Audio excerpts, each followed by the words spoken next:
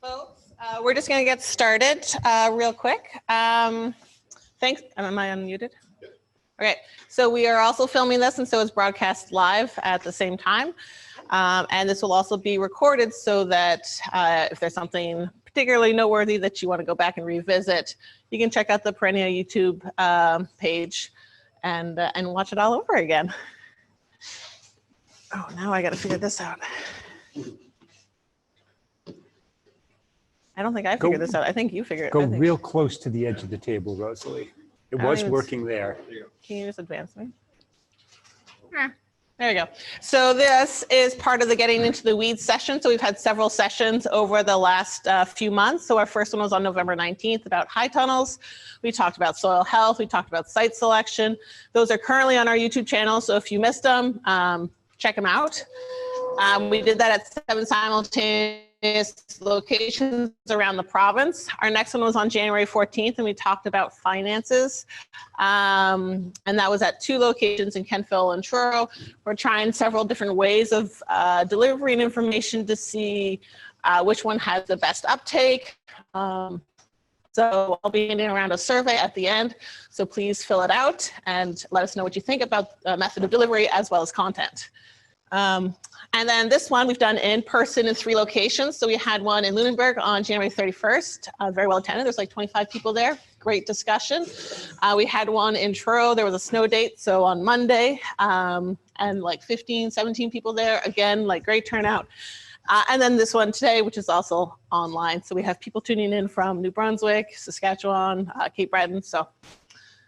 And then we've got a couple more coming up. This is Jen Haverstock, our small fruit specialist, and I have been organizing these, and Sarah Wood has returned to Perennia. She's our small farm outreach specialist. So if you don't know Sarah, get in touch with her. But she's been helping us coordinate the winter green sessions, and then is helping us with the rest of these sessions as well. So February 12th, on Wednesday, we had one about food safety and the Safe Food for Canadians Act. That's also going to go on our YouTube video, our YouTube channel in probably a month. And then the one that's upcoming is March 5th, record keeping for financial and food safety success. So this is going to be looking at Field Manager Pro, how to use it on your farm. It's a it's a full day session, only available in person, and it's capped at 16 people. So if you're interested, email Sarah, email me, and we'll get you signed up. But it's limited registration. That's capped at 16. Very hands-on. And then April 7th, save the date, we're going to be doing one about weeds. So there's been a Nova Scotia weed survey that's been going on for the last few years, and so we're going to get the updates from that. And then also there's been several pesticide label changes over the last few years, and so we're going to go over some of those and how use patterns have changed. That's going to be a webinar. Other things to say out loud. This is why I put this on as a slide. So the Root is our bi-weekly horticulture newsletter. If you don't get it, it's a great resource. It comes every 2 weeks, bi-weekly. And you can sign up for it here whenever we put these things on the YouTube channel. It'll be announced in the Root. So I'll pass this around. So if you haven't signed up for it, you can sign up for it. If you are a certified crop advisor, there are points available for the session, and there's a sign-up sheet in the back. And then there's snacks and coffee in the back, thanks to Jill and Caitlin for helping coordinate that. Washrooms are just back here, fire exits. You can get out of the building in either direction. The muster point is over there in case of emergencies. And then lastly, towards the end of the session, we'll be circulating surveys, a yellow sheet of paper. I'll harass you as you leave. Please fill them out. Folks online, I will also harass you by email.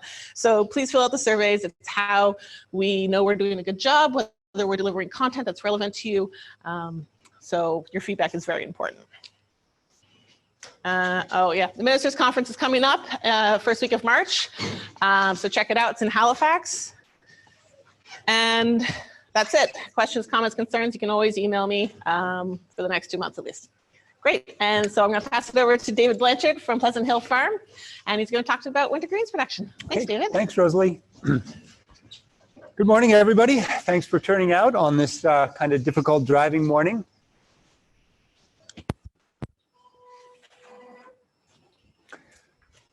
So there's a lot of interest here in Nova Scotia in developing a local food system. And I would say that in the summertime, we're off to a pretty good start on that. At farmers markets, there's a lot of local food available, some in the supermarkets. But once we get into the winter months, right now our local food scene kind of dies off, except maybe for some storage crops like cabbage and apples and so forth. There really isn't a lot of fresh produce production going on. And there is a huge demand for locally produced greens. If you walk through the supermarket in the wintertime, the vast majority of the greens that are on offer came from mostly California and Mexico. And every year now, sometimes multiple times a year, there ends up being a product recall on those US-based greens, usually for some sort of bacterial contamination, Listeria, Salmonella, E. coli. And consumers hear about this on the news, and it concerns them. They would really like to buy locally produced product. So there's a big marketing opportunity here. And there's a big economic opportunity. We could be keeping those greens dollars here in the province and in the country instead of shipping them south of the border. Being in production year-round is a really great way to build a loyal customer base. Whether you're selling at farmers markets or through a CSA or to restaurants or even to a locally based wholesale broker, if you're there for them week after week, year round, they are going to appreciate that, and you're going to build up loyalty on their part. Being in production year round is also great for cash flow. It means you've got some money coming in every week. It's also a way, possibly, to help retain valued employees. So if you've got some good folks working for you, but you have to lay them off in the winter right now, if you were able to offer them year-round employment, you might be able to retain some people who otherwise would leave because they need to work year-round. I've been going to farm meetings for 50 years.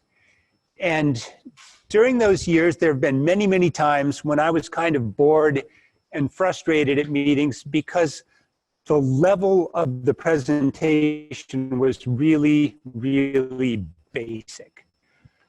I don't want to put you folks through that. So I'm assuming a certain amount of prior knowledge on your part.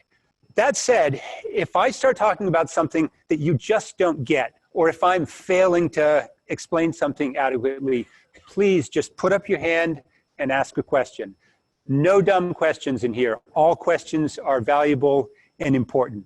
The only thing I ask is that we try to keep the questions focused on the point at hand, because we do have quite a lot to try to get through this morning. And we're starting a little bit late. One final point before we really get going. I definitely do not have all the answers. I'm not here to tell you, you must do this, you must not do that. Rather, I want to try to lay out for you what the options are, what the trade-offs are, and give you some information to help you make good choices for your operation about what is going to work for you. On our farm, we've been doing winter production for almost 30 years, so I've got some information and some ideas to share with you. But again, I don't have all the answers. I want to encourage you to try new things on your own, experiment, share ideas and information with your friends and colleagues, keep really good records, write it all down, especially when you're trying something new. You may think you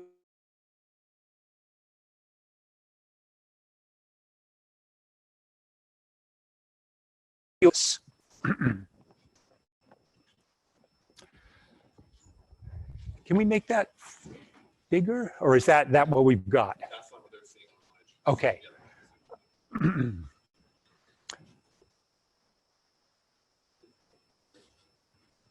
So winter production in Nova Scotia is limited by two things: cold temperatures and low light levels. And of the two, low light is the more important one. And this is shown by the fact that in late February, in greenhouses, unheated greenhouses, production really starts to pick up as the light levels get back up above 10 or 10 and a half hours. Even though the temperatures are usually still quite cold, when we get more light, things start growing again. So we're going to start out with a little talk about light, where the sun is in the sky, and also how light is measured. This kind of background knowledge will be useful to you in planning your operation and troubleshooting your operation. And the bits about light and how we measure it will be especially valuable if you decide to use supplemental lighting, either in your greenhouses or maybe in a completely indoor operation like with microgreens. If you go to buy lights, it really helps to understand the units that photosynthetic light is measured in. Knowing that will help you choose the right lights. It'll also help you hang them at the right height and space them the right distances from each other. So, early January, we've only got about 9 hours of daylight. By midsummer, we've got almost 16 hours of daylight. So the sun is not above the horizon for a lot of time in midwinter, and that puts sort of an upper limit on how much photosynthesis can take place. Also, the sun is really low in the sky. On January 1st, it's only about 23 degrees above the horizon. By midsummer, it's 70 degrees, so more than 3 times as high in the sky. The low sun angle in winter is important to consider when you're thinking about where to site greenhouses. You have to be concerned about shading from barns, trees, other greenhouses.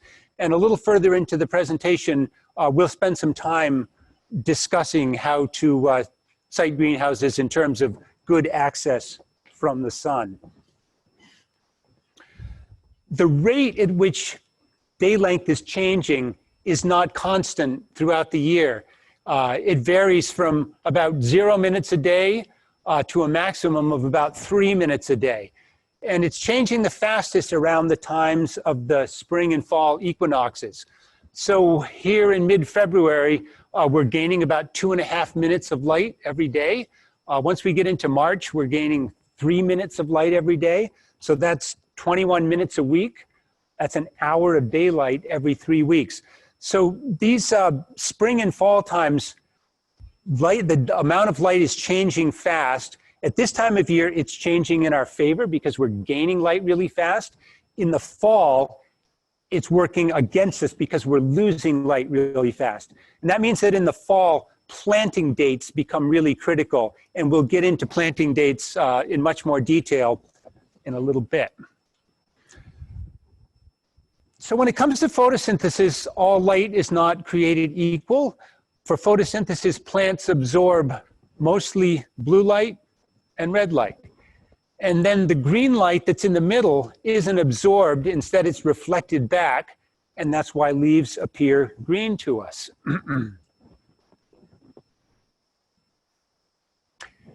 And the light that counts for photosynthesis is known as PAR, photosynthetically active radiation. And again, when you start looking at lights to buy and so forth, you're going to run into this term PAR. So it's all the wavelengths between 400 and 700 nanometers, a nanometer being 1 billionth of a meter.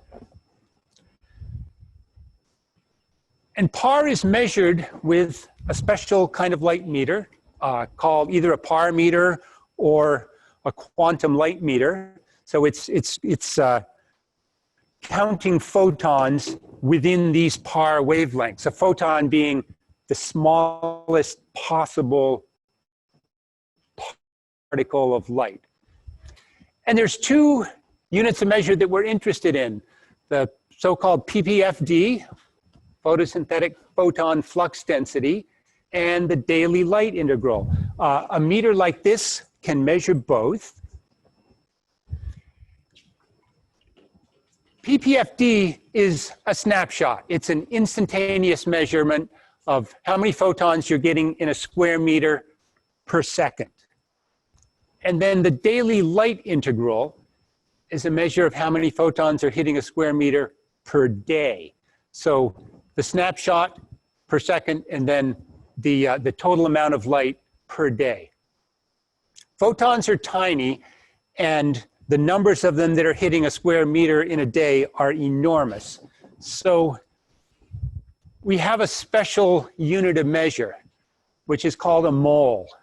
And if you took chemistry in high school or at university, you will have run into the mole. It's a funny name. It's derived from the word molecule, because in chemistry, it's a sort of an accounting term that's used to keep track of how many atoms or molecules are involved in chemical reactions. But it's useful for measuring large numbers of anything that is very, very small. And a mole is a very large number, 6 followed by 23 zeros. So instead of talking about 6 times 10 to the 23rd power number of photons, we can say 1 mole of photons. It's just much more convenient. So remember, ppfd is our instantaneous measurement, and we're talking micromoles. So a micromole is 1/1,000,000th of a mole per square meter per second. If you go to buy LED grow lights, they are going to talk about the output in terms of moles or micromoles per meter squared per second, which is why it's useful to you to understand what this unit is and what it means. And for greens production in the winter, we're looking at a ppfd of 100 to 200. If we were to take a measurement in this room right now, it's probably 1 or 2 micromoles per meter squared per second, so way less light than what we need for greens production. And then for the daily light integral, which remember, that's the entire day. It's adding up all the light that hit a square meter in a day. Now we're not talking about micromoles, we're talking about entire moles, so many moles per meter squared per day. And we're looking for 15 to 20 per day. If we can get 15 or 20 moles per meter squared per day of light, we can get a reasonable rate of growth on our greens. If we get less light than that, the greens will still grow, but it will be much more slowly. Whoops, not sure what happened there. Somehow we went back to Rosalie. Okay. So just to give you an idea of how much light can vary during the day, this is a picture of some kale and chard growing inside one of our greenhouses. Late November, this was about 3 o'clock in the afternoon on a nice, bright, sunny day. And our ppfd was 620. Now remember, we need sort of a minimum of 100 to 200. So lots of light coming down on that day. The very next day, we had an intense storm, snow changing to rain. 3 o'clock in the afternoon again, same greenhouse, ppfd was only 15. So that's 1/40th of the light that we had the day before. This just shows some of the challenges that we can run into producing greens in our somewhat cloudy climate. Somebody at Cornell University in central New York State went and took a daily light integral every day of the year for 14 years. So every one of the points on this graph is daily light integral for 1 day. And you can see how at the beginning of the year, on a really good day, we got about 18, a DLI of 18. And remember, we're looking for 15 to 20. So on a good day, even on January,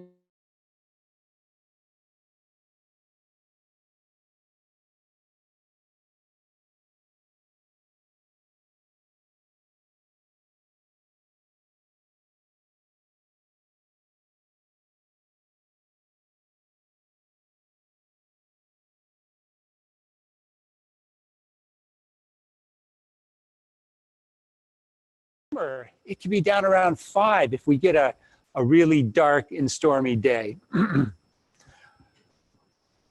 It's too early to know for sure, but it seems to me that we may, certainly.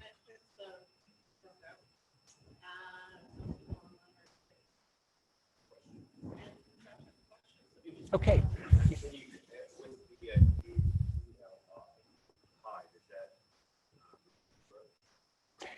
It doesn't, but it can cause problems like tip burn, for instance. So we tend to think of tip burn being more about heat, but it can also be about really intense light. And people have, there's a lot of interest in doing hydroponic lettuce now in things like shipping containers under lights. And people have discovered that even though it's not hot in there, if they get too high a light level, they can get tip burn. So that would be the main issue. And of course, if you're using supplemental light, and if you're putting a daily light interval of 60, say, you're just wasting a lot of energy. It's way more energy than the lettuce needs. So those would be the main considerations, is to not waste energy and then to watch out for things like tip burn.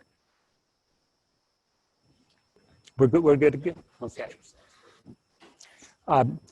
So what I was starting to say is it does seem that here in Nova Scotia, we may be moving into a cloudier climate in the fall, winter, and early spring. Certainly last winter was extremely cloudy. This winter hasn't been quite as bad, but still the number of actual sunny days we've had since about the middle of October, there haven't been a lot of them. So it's possible that we may be considering supplemental lighting in greenhouses more as time goes on. We experimented some with supplemental lighting for winter greens production back in the 1990s. And at that time, LED lighting was in its infancy. And basically what was available for greenhouse lighting was high pressure sodium or metal halide lamps. So the great big bulbs that they have to hang high above the crop because the surface temperature of the bulb is like 500 degrees. They use a lot of power and they're kind of expensive both to buy and to operate. So at that time, we concluded that it wasn't worth it. But now we can buy very reasonably priced LED grow lights that use about half the power and are optimized to put out the blue and red wavelengths that plants really need. So this winter, we have started experimenting on a very limited scale with some LED supplemental light in one of our greenhouses.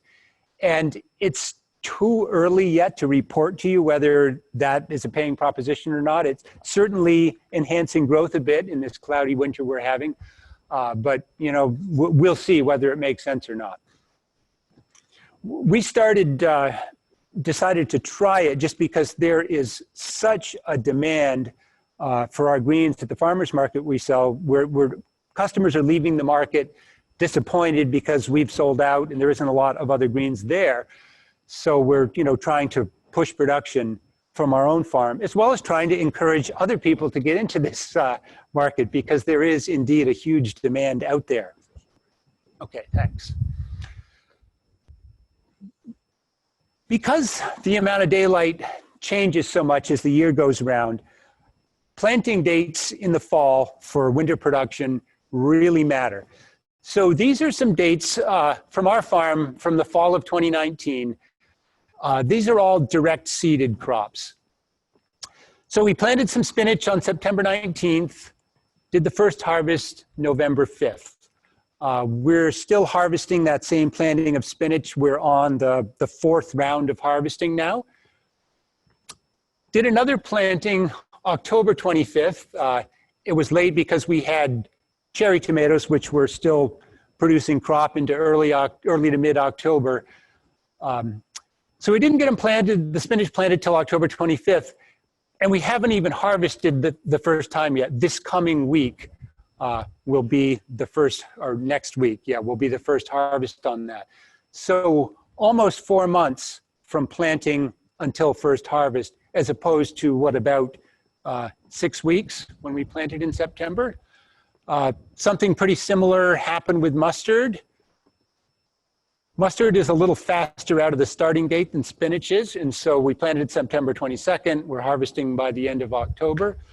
But then we had some that we planted October 26th, and we just harvested it this past Tuesday for the first time. Claytonia, we'll be talking quite a bit more about Claytonia. Later on, we're going to look at the different specific crops, but planted September 22nd, harvested November 19th. But on October 21st, planting, is only going to be harvested for the first time next week. So I guess the obvious question is, why not just plant it all in September? So for us, there's a conflict between highly profitable summer crops like tomatoes, cucumbers, basil, peppers, and most of those crops are still producing pretty strongly in September. So there's a trade-off here. Do we rip the crop out and get our greens going so we have more to sell in the winter, or do we keep harvesting the profitable summer crops? There's no right or wrong answer here. It's something that everybody's got to decide for themselves, weigh the pros and cons, and decide which is going to be the more profitable option for you. The other issue that we run into, our market is kind of crowded with greens in the fall. So we have a lot of seasonal producers who aren't producing in the winter right now, but in October and this year in November, because we had a pretty nice fall, they were still going strong on greens production. So the market was kind of saturated with greens. So it made more sense for us to keep the tomatoes and so forth going and sacrifice the early harvest on the greens. But again, that's something that every farm has to figure out for itself. But basically, if you're looking at, if you want to harvest before Christmas in the year that you're planting, you're basically looking at September planting, maybe first week of October. Once you get later into October, you are not going to be harvesting that crop until January or February of the next year. And one other point about those planting dates, those are not carved in stone because it's really dependent on what the weather does. So this year we had a beautiful September, lots of sunshine. First week of October was okay, and then it clouded up, and it's mostly been cloudy ever since. Now, if we had had a sunny October, we would have been harvesting those September plantings earlier than we did. So there's lots of potential for those intervals between seeding and harvest, lots of potential for those intervals to vary. This is a place where keeping really good records can help you. You don't know for sure when you plant something when you're going to be harvesting it, but if you have several years of records to look back at, you've at least got a reasonable idea that you can use for planting purposes. Yes? Could you just describe, when you talk about that planting that takes place prior to Christmas and you're waiting for now to harvest, what's the conditions under which you've done that in terms of the greenhouse? So unheated greenhouse, no supplemental light. Directly in the ground, yes. Right. That's just whatever nature provided. Yep.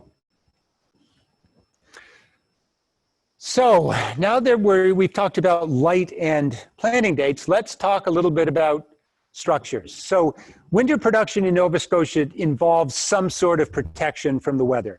It could range from something really basic like a heavy mulch or maybe several layers of heavy row cover laid over an outdoor planting of something that's hardy, like, say, kale. Or it could be sort of the next step up the ladder would be a plastic low tunnel, just, hoops maybe 3 or 4 feet high with plastic over them, over, again, something hardy like kale. Or it could be a caterpillar tunnel. Can we go back for a second? Yep. A caterpillar tunnel, so basically a somewhat temporary structure, or it could be a hoop house. Now, of course, we could also talk about multi-acre, multi-bay, multi-million-dollar greenhouses, covered with polycarbonate or tempered glass. Those certainly exist, and people are using them for production. I suspect that those are outside the budget of most of the people here. They're also outside my realm of experience and expertise. So we're basically going to stop at hoop houses as we go up the ladder of cost and complexity for winter production. So when caterpillars were first, when the idea was first dreamed up back in the 1990s, they were envisioned as a temporary structure that you use to protect crops in the shoulder season. So to get a jump early in the spring, to stretch things into the fall. And then people were generally either dismantling them or taking the plastic off in the winter. But because, I mean, they're attractive structures from a cost point of view and from a portability point of view. And so people have been pushing the caterpillar concept into more of a year-round structure. And let's go ahead to the next slide. Next one, yeah. So if we come down to the question of caterpillars or hoop houses, there's no right or wrong answer. You know, there are trade-offs involved. Both have strengths and weaknesses. So we're going to look a little bit at the pros and cons of each. So the beauty of the caterpillar is it's cheap at $2 a square foot or less. Quick and easy to build. You can put one up in a day or less. I mean, people are putting ones up that are 100, 120 feet long, and 2 or 3 people can put one up in a single day. They're portable. You can pretty easily move it to a different place on your farm, which from a crop rotation and soil health point of view can be a real advantage. Later in the presentation, we'll get into soil considerations for winter greens production. But one of the issues with a fixed structure is that crop rotation is a challenge, and there are some issues with continuous use of the soil can lead to some soil health issues. The cons, a caterpillar is not as strong as a well-built hoop house is.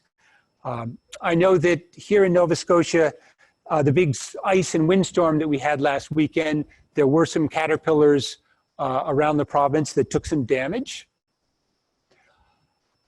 I've talked to people who've sometimes had trouble getting into their caterpillars in the wintertime. If you get a deep snow and then a thaw and then it freezes again, the plastic is frozen to the ground, and many caterpillars don't have a formal doorway. You slide the plastic up and duck under it.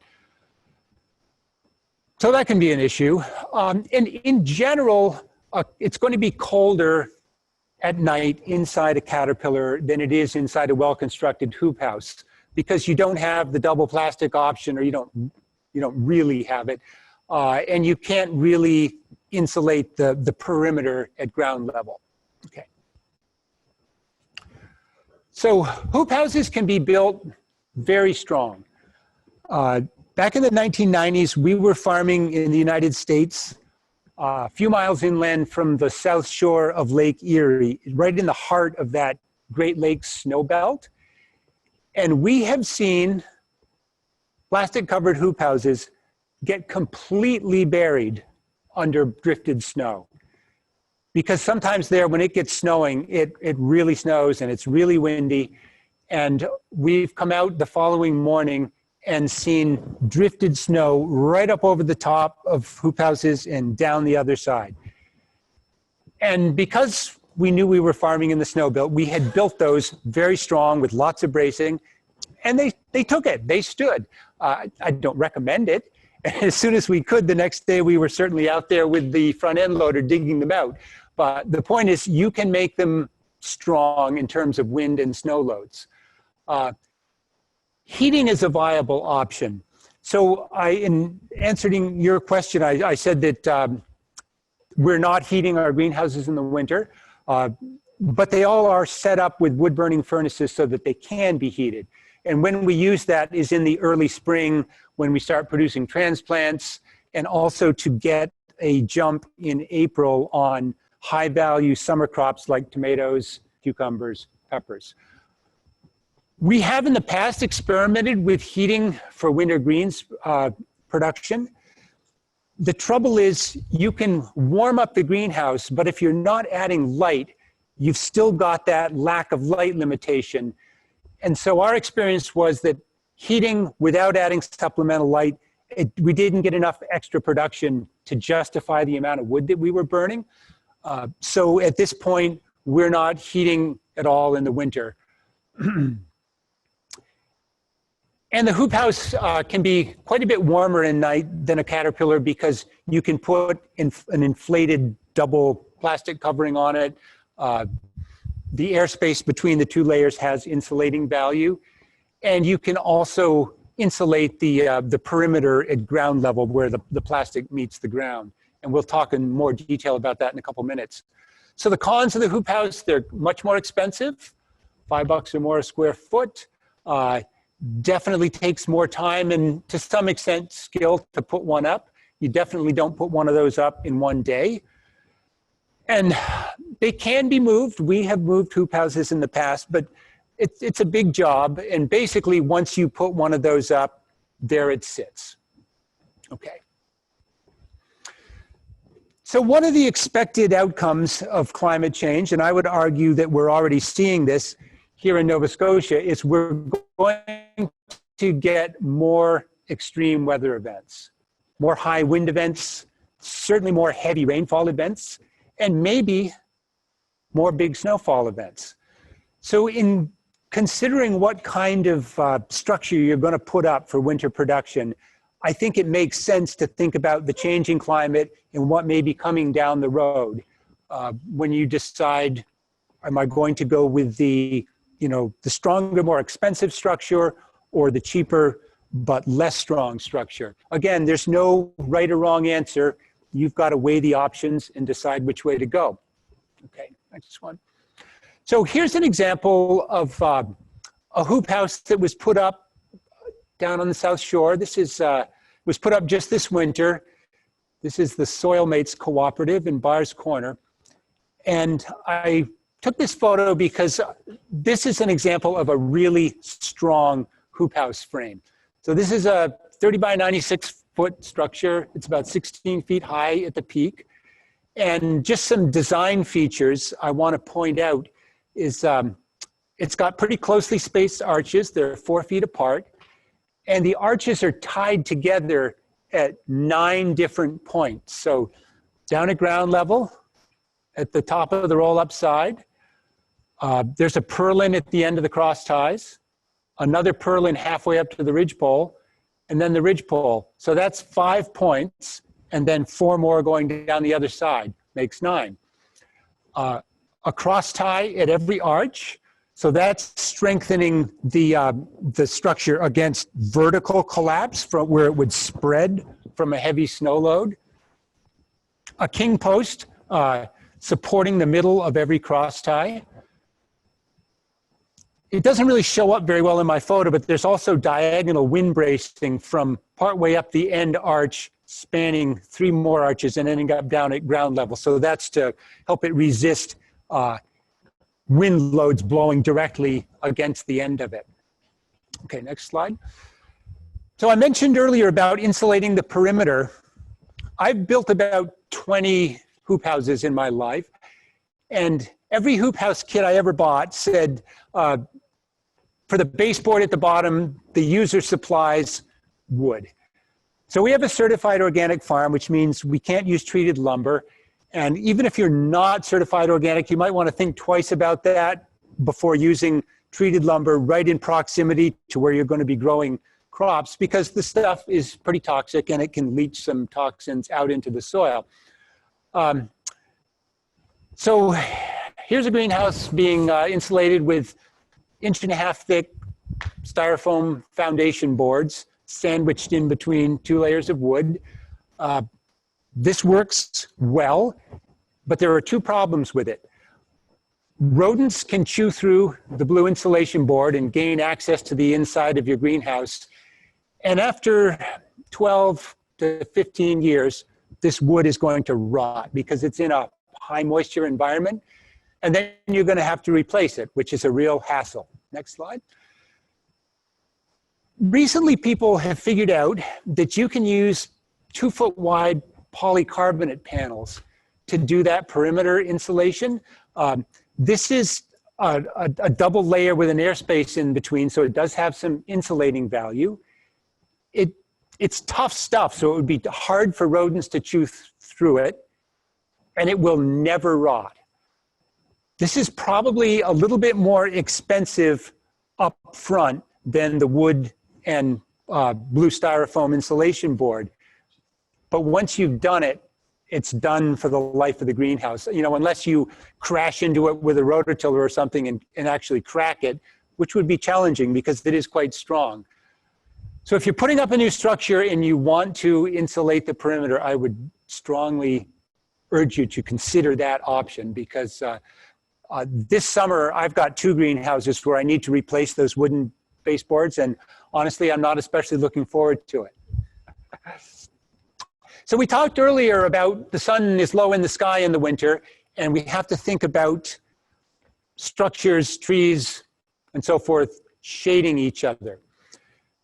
One of those earliest graphs I showed you showed that at the time of the winter solstice, so shortest day of the year, the sun is only about 23 degrees above the horizon here in Nova Scotia. So that's very low. But that's at noon when the sun is at its highest. As it goes across the sky from east to west, it follows an arc. So it starts out low, rises up, highest at noon, and then it drops again. So if you want to have good light unshaded for a reasonable part of the day, say 6 or 7 hours, you need to think more like the sun is actually only 15 degrees above the horizon.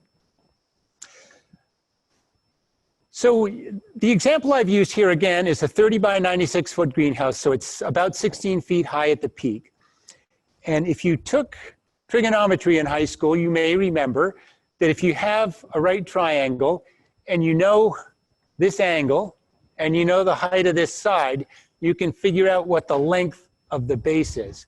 And it turns out in our example, it's about 60 feet. But in a 30-foot wide greenhouse, you've got 15 feet that's within the greenhouse. So between structures, 45 feet. So that's assuming that these greenhouses are oriented east to west, and this one is north of that one. So we're worried about this one not shading this one. This could also be another building or trees or something that's 16 feet high. The point is, to avoid shading in midwinter, you need about 45 feet between 16-foot high structures. And if anybody has a special case on your place where you've got a barn or something that's, say, 30 feet high, we don't have time right now, but afterwards, get with me and we can work out the math to figure out, you know, how much clearance you need. One other consideration when you have greenhouses in a row is you need to be able to get the snow out from between them. When we had that epic late winter back in 2015 where it just couldn't stop snowing, there were several hoop houses here in Nova Scotia that collapsed. And in several cases, it was because they were only a few feet apart and there was no way to realistically get in there and get the snow out from between them. So that valley between the greenhouses filled right up with snow. So it was an unequal load. There was no big snow load on the outsides, but a huge load pushing outward from that valley between the two. They couldn't take it, and so they collapsed. If you're only worried about snow removal and you've decided, okay, I'm not even going to try to produce in midwinter, you don't need 45 feet, but you do need to be able to get in there with a loader or a snow blower or a crew with shovels. Somehow you need to be able to get the snow out from between them. Okay. One other thing quickly, we haven't talked about this. This is a so-called gutter connect greenhouse.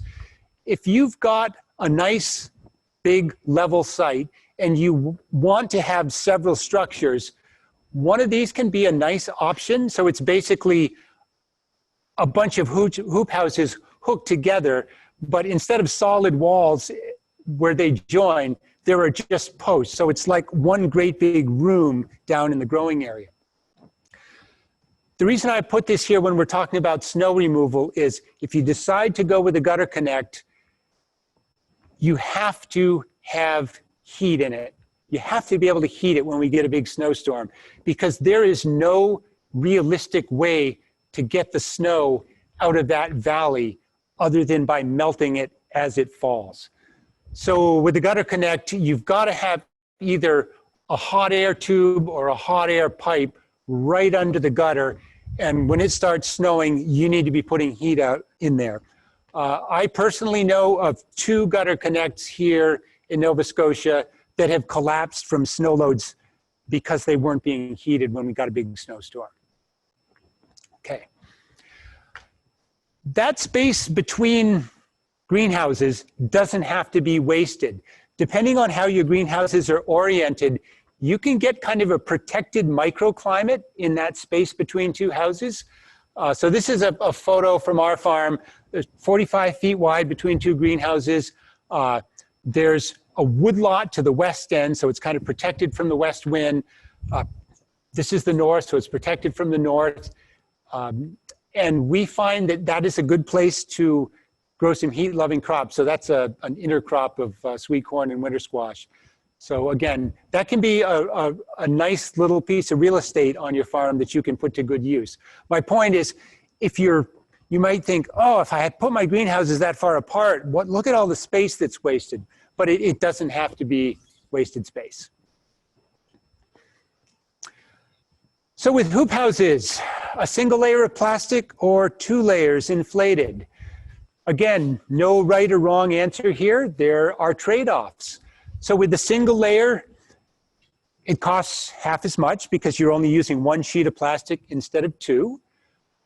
It's going to let more light through because each sheet of plastic blocks a certain amount of the light, typically 10 or 15%. So with a single sheet, you are getting more light coming through. And it's a little bit less work to put it on. The pros of the double layer are the greenhouse will be warmer inside because, again, that airspace between the 2 layers does provide you with a fair amount of insulation. And an inflated greenhouse will shed snow better because if it's inflated nice and tight, it's convex everywhere. And so the snow tends to slide off. On a single layer greenhouse, there's a tendency when you get a big snow for the plastic to sag in a little bit between the arches. And then if you have the top of a roll-up or a purlin or something like that, that creates sort of a dam at the bottom of that snow that's building up in the little valley that the weight of the snow has created. So there's more of a tendency for snow and hence weight to build up on the structure. And finally, the inflated plastic really stiffens up the whole frame. And the reason for that is the inner layer of plastic bulges down between each arch. And so that bulge tends to lock the arches in place against lateral movement like that. So it does make the whole structure stiffer. Okay. If you do decide to go with double plastic, I really recommend using one of these so-called infrared resistant plastics for the inner layer. So the way these work, this one called Thermax is one we use. It's made in Canada. It's easily available here in Nova Scotia. There are other brands that are available. The idea is that, so during the day, visible light comes in the greenhouse and the Thermax is transparent to visible light. So light comes in, everything in the greenhouse warms up, the soil warms up, the plants warm up. And then at night when it's dark, the heat that was stored in the greenhouse radiates back outwards in the form of infrared radiation. So that's the same as light, it's just a longer wavelength. So our eyes can't see infrared, but it's electromagnetic radiation, just like visible light is. The Thermax plastic has a coating on it that is resistant to infrared light. So it lets visible light in, but it blocks the infrared from coming back out. So the net result is a greenhouse with this as the inner layer will be typically 3 degrees warmer at night with no supplemental heat, just from having that infrared resistant plastic. We first started using this about 10 years ago. And harvesting greens in the winter on a cloudy day in an unheated greenhouse is kind of a chilly job because it's cool in there, you're not moving much, and so it's chilly. We found that we could feel the difference when we went into the Thermax greenhouse. I mean, not measuring it with a thermometer or anything, we could just feel that it was warmer in there. It was a much more comfortable picking environment. Yeah. This one is not designed for being an outer layer. So there's some, I guess the coating isn't able to resist the full brunt of weather and everything. So no, it's not recommended to use it as a single layer, only as an outer layer. Or pardon me, only with an outer layer over it. And this stuff, by the way, has an inside and an outside. So when you put it on the greenhouse, it's really important to get it facing the right way round. With this particular brand, if you're standing in the greenhouse looking out and you can read Thermax, you know you got it on right. Okay. So winter production in Nova Scotia in an unheated greenhouse means using row covers to give you an extra layer of protection. We like to use heavy row covers. So this is 30 gram per square meter row cover. The most common row covers are 19 grams per square meter. So like Ag 19, that's where the name comes from. So this is not quite twice as heavy as a 19 gram. All of our greenhouses are double poly. They've got insulated perimeters. So they tend to be 3, maybe 4 degrees warmer at night inside than the outside temperature. So we don't start putting row covers on until the outdoor temperatures start dropping to like -3, -4 at night, which, you know, could be anywhere from the end of September until sometime in November. It varies a lot from year to year. So at first we're using just a single layer, and then when it starts getting really cold at night, like when it starts going down to -8, -10 and colder, we will add a second layer of 30 gram over the first layer and just handle the 2 sheets at once. Yeah. That's a really good question. And it's another one of these things where there's no right or wrong answer. We have done both over the years. There was a time when everything was hooped.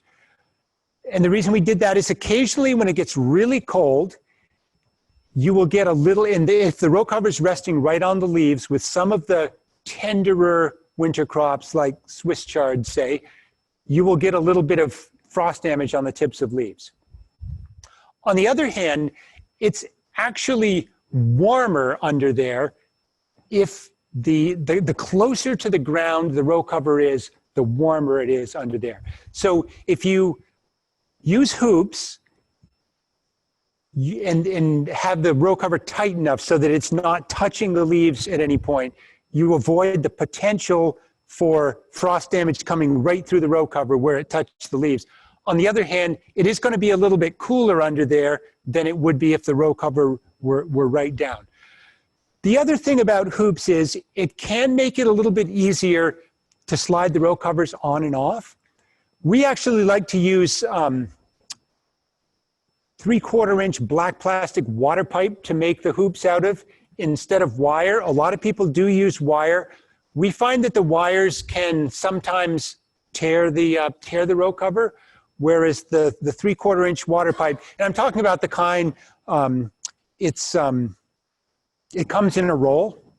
It's, I'm not thinking of the kind of plastic right now. Oh, polyethylene. PEX doesn't work well. We've tried PEX. It's too soft and flexible. It's not stiff enough, and the hoops tend to flop over.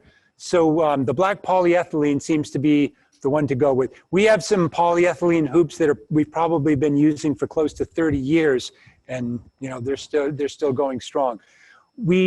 It's hard to push the 3/4 inch water pipe down into the soil, so we take rebar and cut it into 1 foot lengths and have a foot long rebar pin that we push into the ground where at each end of the hoop, and then the feet of the hoop slip down over those. We find that that works better than trying to shove that water pipe itself down into the soil. Unless you are growing only really short, low-growing crops, like say salad mix, lettuce, spinach, things like that, if your winter crops have any height to them, your row covers have to be wider than the width of the greenhouse because they need to go up and over the crops. We have some 20-foot wide greenhouses. We have some 30-foot wide greenhouses. For the 20-foot wides, we like to use 26-foot wide row cover. That way we've got plenty of room to go up and over tall crops like kale or chard or anything that we might put hoops on. For our 30-foot wide house, we like to use two 20-foot wide pieces. You can get 40-foot wide row cover, but it's very unwieldy. I mean, when you pile it up when you remove it from the crop to harvest or to let light in, it makes a big pile. It's just hard to fit it anywhere. Also, if it gets a little bit damp, which it will do in the wintertime when we get extended cloudy weather and so forth, a 40-foot wide sheet is very heavy. It also comes in a roll like that, so it's challenging to deal with it when you first get it and you need to unroll it. So yeah, for a 30-foot house, we like to use two pieces of 20-foot. And we try to uncover at every possible opportunity to let light in. 30-gram row cover probably blocks 30% of the light. So if you have, especially if you have a double layer, you're blocking a lot of light. So if you just leave it there, except when you're harvesting, you're not going to get very much growth on your plants. So any day when it's even a little bit sunny, or even if it's cloudy, but it's gotten warm enough so that the row cover thaws out and we can move it, we try to make a point of taking a few minutes in the morning, pulling all those row covers off, and then putting them back on at night. When you do remove them, it's better to move them from the outside to one of your paths inside rather than moving it, as this picture shows, from the inside to the edge. The reason is when the sun gets low in the afternoon, the temperature drops fast in the greenhouse in the middle of the winter, and along the edge here is the coldest part of your greenhouse. If you get busy doing something else or you had to go to town, you're a little bit late getting home, and this damp row cover freezes to itself, it's there for the night. There's no way to unstick it really without it tearing and so forth. So if you pile it in the middle instead of along the edge, you've bought yourself a little more time to get out there and put it back over the crop before it freezes. I mentioned that the row covers can get kind of damp, especially when we get an extended period of cloudy weather. Really, a winter greenhouse is kind of a wet, drippy place because you've got plants that are transpiring water, water is evaporating from the soil surface, and unless you ventilate, there's no place for all that water to go, so it condenses on the inside of the plastic and drips back down. My point is, try to ventilate your winter greenhouses anytime you get a chance, especially any sunny day. We have little 12-inch fans up in the peak on one end, and anytime we can do it, we will run those just to get a slow but steady air exchange in the greenhouse to move some of that moisture out. If the row covers are wet, they're not as effective at insulating the crop. Just like, you know, if you've got a wet jacket on and you're outside, you're going to be a lot colder than you would be if your jacket were dry. Same is true for your crops. So try to dry your greenhouse out by opening doors, running a fan. Anytime you've got some sunshine and it warms up in the greenhouse, it's better to sacrifice a little bit of temperature and let it be a little cooler in the greenhouse and dry it out than to let it get really warm and be kind of a steam bath in there. Okay. Okay, let's look at the dollars and cents a little bit. So in this example, I've used a hoop house. If you're interested in a caterpillar, you could do the same little analysis except using the cost of the initial cost of the caterpillar, and also factoring in some somewhat lower production probably because of colder temperatures. So the numbers that I've used here are conservative, the numbers on production. These are numbers that are very attainable even when you're starting out. It's definitely possible to do better, but I wanted to give you kind of a moderate to worst case scenario rather than, the pie in the sky scenario. Anyway, right now today, you could buy a brand new 30 by 96 foot greenhouse and put it up for about $15,000. That is not counting labor. So that is the cash expense for the structure itself. But that would be everything, the frame, the double plastic, polycarbonate ground perimeter insulation, everything but the labor itself.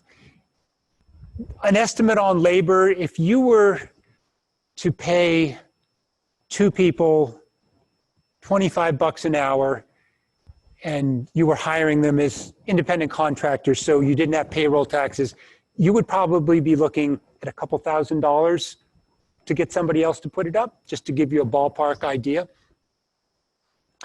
So looking at a winter production season from mid-October through mid-April, $1,200 a bed is a very reasonable goal. And there are many possible bed layouts, different widths and so forth within a greenhouse. I used 90-foot long beds in a 30 by 96 foot greenhouse that are 3 feet wide. I know a lot of people are using 30-inch beds. So you would have, in that case, you'd have narrower beds, but you'd probably have 8 of them. With 36-inch beds in the 30-foot wide greenhouse, you end up with 7 beds.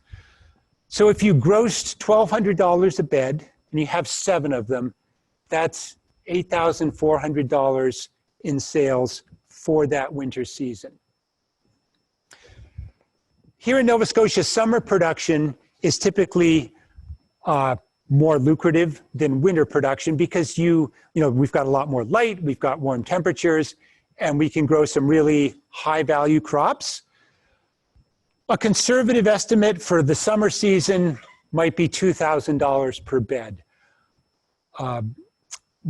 With experience and expertise on certain crops, I use the example here of cherry tomatoes, which on our farm is our single most lucrative summer crop. You can easily hit $3,000 in sales from that 3-foot wide by 90-foot bed. But again, being conservative, figuring $2,000 in the summer, $1,200 in the winter, so that's $3,200 per bed times 7 beds. So we're looking at $22,000. There are a lot of sample budgets for vegetable farms available online. And of course, every farm is different in terms of what their expenses run in relation to gross income. But a figure that popped up a lot when I was digging into this was many vegetable farms are spending around 60% of gross on their cash expenses. So that would be all the expenses that go on to your T22, 2042 form, except for the capital cost allowance, okay? So that would include labor and all those other cash expenses. So if we go for that, with that 60% for expenses, that means 40% of the gross is available as net income. And for our $22,000 example, that would mean we would be netting $8,800 a year for that $15,000 structure. So the bottom line is it would pay for itself in less than 2 years.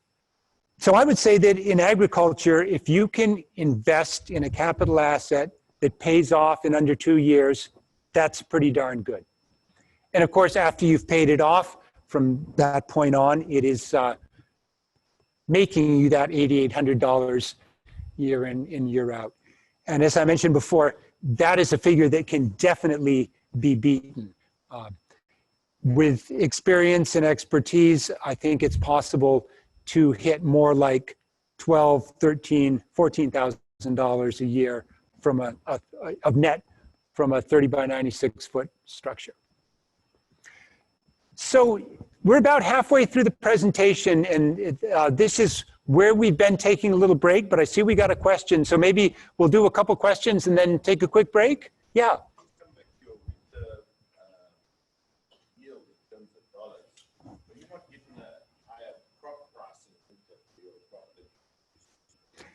So we, on our farm, we sell 100% of our production retail.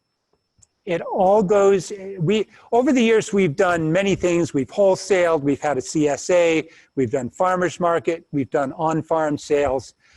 At this point, we are moving everything through a single farmer's market, which is the Lunenburg Farmer's Market. So it's all retail. We do sell to some restaurants, but they come to the market and they pay full price. Did that answer your question, or is there, or okay? I guess. I'm trying to say, if you grew a lettuce in winter, you're not getting a higher price for that than you're getting in the summer. We tend to keep our prices pretty stable year round. So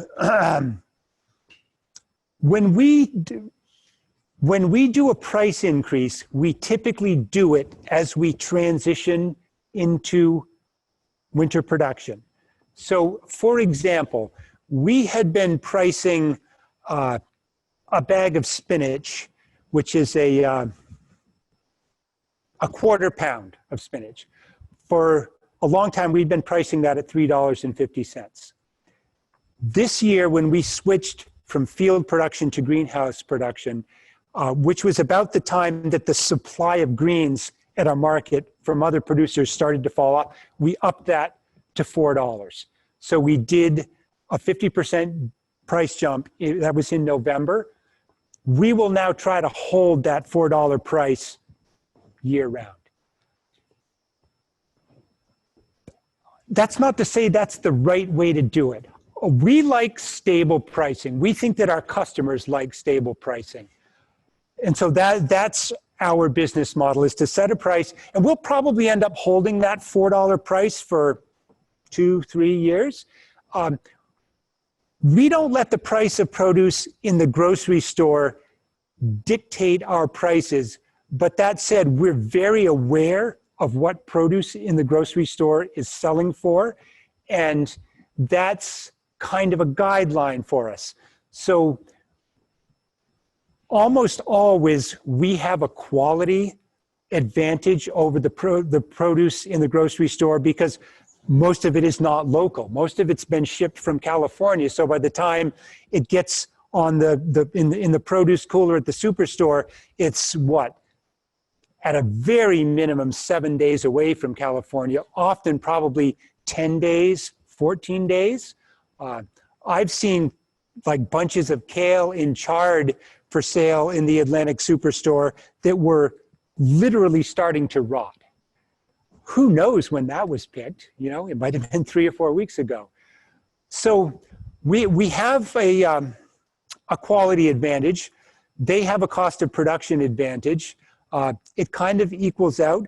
I also want to say, just in terms of like philosophy, the philosophy that's behind our farm, we want lots of people to eat good food. So we're not going after what I call boutique pricing. Probably there are some things where we could charge more money for, but that might limit our clientele to sort of the wealthier half of our clients. We have lots of moms with young children coming to the market and buying from us. And, you know, I love to see, if I see a little kid running around the market gnawing on a carrot instead of a candy bar, that's a win. And I would like to see that young mom, who maybe doesn't have a whole lot of money, be able to buy my produce. I don't think that good produce should be cheap. I think it's basically impossible to produce really good food and have it be really cheap. But it doesn't have to be super expensive either. So we try to hit that sweet spot where our produce is affordable. We're also making a living. Yes, Josh. I have a question for the economic growth of the Have you done that analysis? Like, I have done it, and I just feel like it's safe. Is there that much of an advantage to be pulling on and off and going through gyrations? Yes. So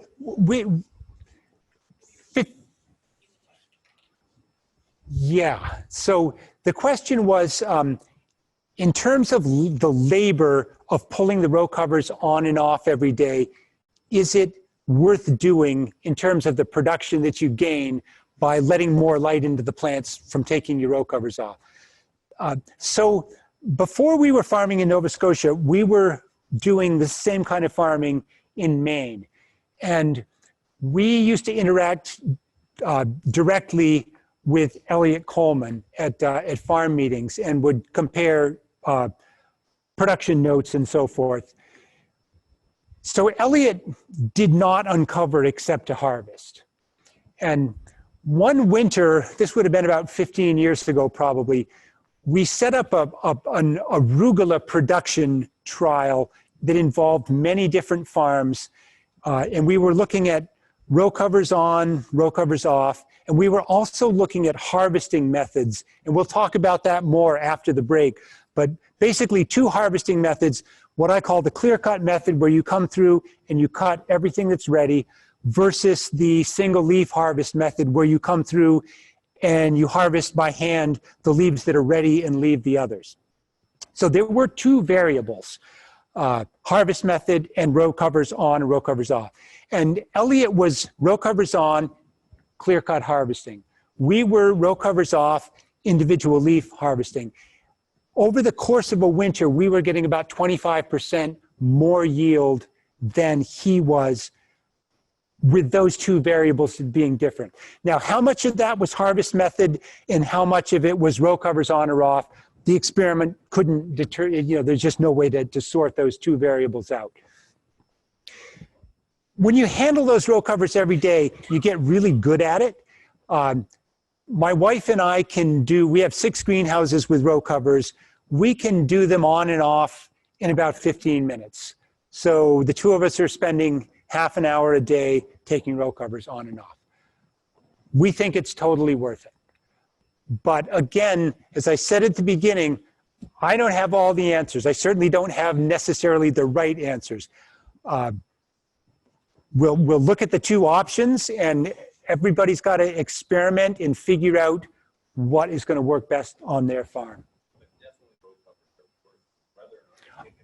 The row covers are definitely worth it. Yeah, there are some crops like Swiss chard, which do well here in the winter under a row cover. They would not, there would be too much cold damage on the leaves without the row cover. The row cover does make a big difference. Yeah. Sure. Do you happen to remember what weight of row cover Elliot was using? Elliot was doing a lot of experimenting with different ones, but he was using, at that time, he was using multiple layers of 19 gram. Multiple layers, I think so, yeah. He was blocking most of his light, and he was only removing on harvest days. So Elliot's philosophy was much more to grow a big stockpile of stuff in the fall and then sort of draw off of that stockpile as the winter went on. His idea was that once the day length got below 10 hours, things basically stopped growing. And under all that row cover that wasn't being removed, he was correct. But what our experience has been is if you do remove the row cover, even with short day lengths, you will get some growth in the wintertime. So with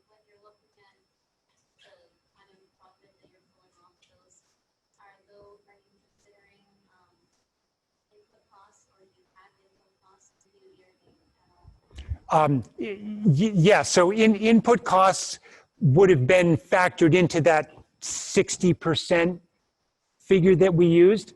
And again, that's not the figure from my farm. That was sort of a widely accepted general estimate that would apply to a lot of farms. Irrigation, the answer is yes. You typically do need to do some watering in the winter.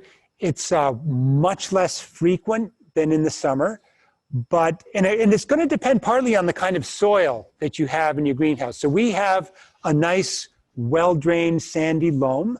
We find that the outermost beds tend to stay fairly wet because there's some lateral movement of water from outside the greenhouse, from snowmelt and so forth. So especially on the interior beds, and especially on sunny days, we will irrigate, yes.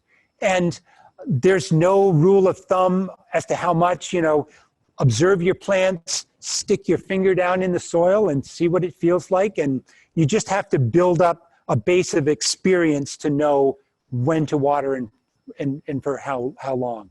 But you definitely, if you're going to grow throughout the winter, those plants are going to need some water during the winter. So you need to figure out a way to be able to do that.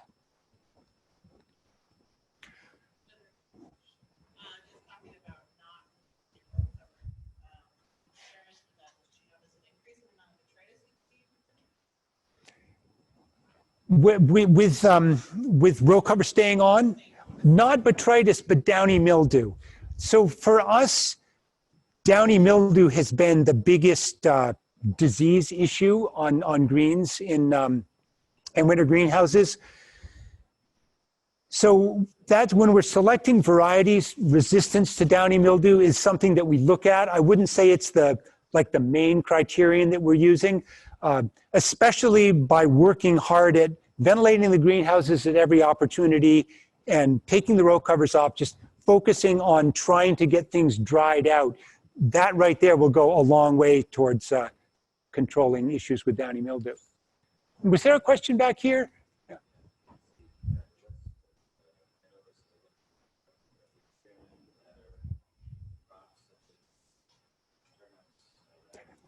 Yeah, and so remember, we were going to take a little break, and probably we should do that now. And then when we come back, we'll start getting into some specific crops. But real quickly, to answer your question, this is a list.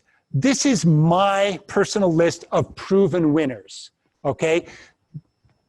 And part of my talk is definitely, there are so many possibilities to explore. There's just not enough time today to explore all of them. So I picked out some proven winners, but definitely experiment, try different things, yeah.